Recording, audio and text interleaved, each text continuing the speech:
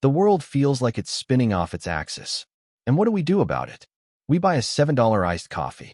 We buy vintage sneakers we don't really need. We book a weekend trip we absolutely can't afford. And we do it while our savings accounts are literally on life support. It makes absolutely no logical sense. But psychologically, it makes all the sense in the world. Let's get one thing straight right off the bat. I'm just a guy sharing what I've seen in the trenches. This is for education, not professional financial advice. Because understanding your own brain is the very first step to fixing your wallet. Today, we're talking about a massive shift, a phenomenon called doom spending. It's a heavy phrase, but it's exactly what it sounds like. It's pouring money down the drain today, because the future feels entirely out of reach anyway. I was talking to a buddy of mine last week. Let's call him Mike. Mike makes pretty good money. He works incredibly hard, but he has $0 in his retirement account. Instead, he just bought a massive home theater setup. I asked him why. His answer hit me like a freight train. He looked at me and said, "Man, a decent house is $1 million. Retirement is a total joke. The economy is a complete mess. I might as well enjoy my Tuesday night." That right there, that is the living core of doom spending. It's not about being fundamentally lazy. It's not about a lack of discipline. It is a profound emotional coping mechanism, a way to deal with overwhelming uncertainty.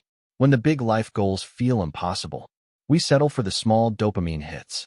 Because buying a new tech gadget or a fresh pair of shoes gives us a fleeting sense of control. It tells our panicked brain, hey, at least I can choose this, even if it hurts us tomorrow. And the truly crazy part? We don't even realize we're doing it. We just blindly swipe the card and hope the anxiety finally fades away. Let's dig into how our brains are actually wired. Evolution did not prepare us for 401ks. Our ancestors survived by focusing on right now. Find food. Stay warm. Don't get eaten by a predator. Planning 30 years into the future? That is a brand new concept for the human mind. And frankly, our brains really hate it. When you take $100 and lock it away into a savings account, your brain doesn't register a win. It immediately registers a painful loss. You just lost $100 of spending power. That physically hurts. We are deeply wired for loss aversion. The pain of losing that money today feels way heavier than the joy of having it tomorrow. Now, combine that natural biological instinct with a 24/7 news cycle of absolute chaos. Every time you open your phone, there's another massive crisis. Inflation is through the roof. Housing markets are locked up tight. So, your brain runs a very quick calculation. It looks at the abstract pain of saving. It looks at the impossible mountain of a down payment. And it says, why even bother? The whole game is rigged anyway. This is straight-up financial nihilism. And it is the driving force behind doom spending. It's a specific type of compulsive financial behavior. We aren't spending to build a better life anymore.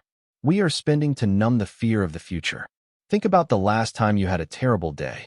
You felt stressed, undervalued, exhausted. Did you go home and balance your monthly budget? Of course you didn't. You ordered ridiculously expensive takeout. You bought something useless online. Because in that exact moment of high stress, your brain is just screaming for emotional relief. And in our fast-paced modern world, relief is just one quick click away. It comes in a cardboard box with a smile on it. It doesn't fix the underlying problem, but for about 5 beautiful minutes, it feels incredibly good, until the credit card bill inevitably arrives, and the whole trap starts all over again.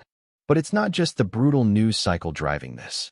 We also have to talk about the ego and the absolute trap of modern social media. We live our lives on a public stage now, and everyone else seems to be doing incredibly great. You endlessly scroll through your feed. Your friend is vacationing in Europe. Your cousin just bought a brand new car. Some random influencer is unboxing a luxury watch.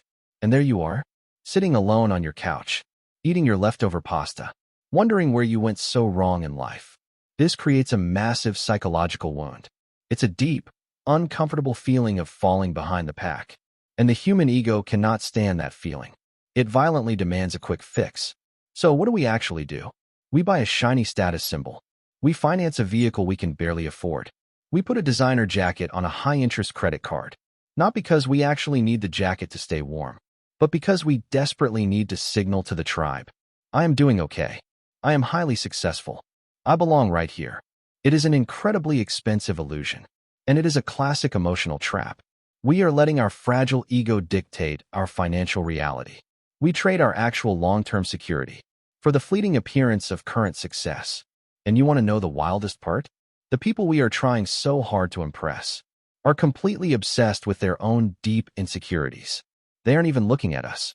They are too busy playing their own desperate game of catch-up. It's a high-stakes cycle trap. Everyone is secretly broke, pretending to be wildly rich, to impress a bunch of other secretly broke people. It's total madness. But when you truly understand the psychology behind it, you can start to step outside the grand illusion. You can recognize that sharp ego flare-up, and you can bravely choose a totally different path. You can realize that real wealth is very quiet.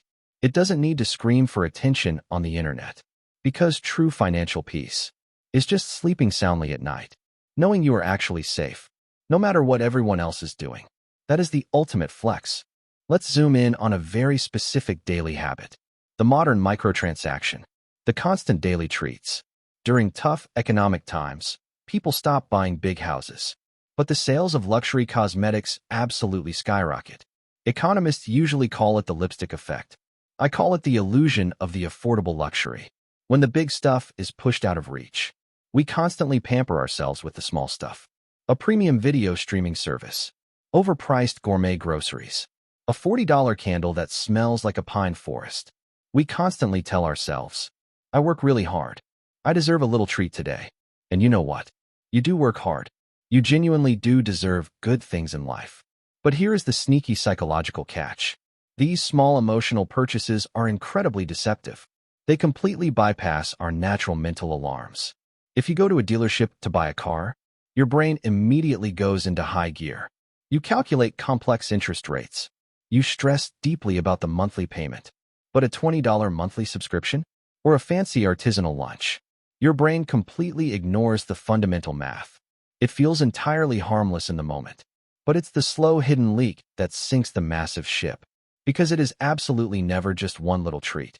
It becomes an ingrained baseline habit. And those constant small comforts are silently draining the vital resources you desperately need to actually change your life's trajectory. We actively trade our future freedom for temporary comfortable feelings today. And that is exactly what the larger system really wants. A society of people who are too comfortable to ever rebel, but too deeply broke to ever quit their jobs. It keeps you stuck on the treadmill forever, running incredibly fast, but going absolutely nowhere. Breaking this sneaky habit isn't about miserable deprivation. It isn't about eating plain rice and beans for a decade. It is about waking up and finding your awareness. It is about catching yourself in the very moment and asking a very simple, brutally honest question. Am I buying this because it adds true value? Or am I buying this to simply numb out, to briefly soothe the anxiety of the modern world? Brutal honesty is the only real way out. Once you clearly see the hidden pattern, you completely strip away its power over you. You finally take back your control. So, how do we actually break free from this? How do we successfully stop the doom spending cycle? First, you have to completely forgive yourself. The world is incredibly heavy right now. Your brain is doing exactly what it was biologically wired to do. It is desperately seeking safety and immediate comfort. You aren't fundamentally broken. You are just being human. But being a human means you always have a choice. You have the power to rewrite the script. Start by totally redefining what a win feels like. Instead of getting a quick dopamine hit from a digital purchase, try to get that exact hit from seeing your safety net grow. Make the act of saving highly visible. Make it physically tangible. Track your daily progress on a piece of paper on your fridge. Every single time you bravely skip a doom purchase, put a bold tally mark on that blank paper. You are actively taking power away from the outside chaos. You are slowly building a heavy fortress for your future self. And that is a profoundly rebellious act today, in a world that desperately wants you distracted and completely broke. Choosing to build quiet stability is the ultimate modern rebellion.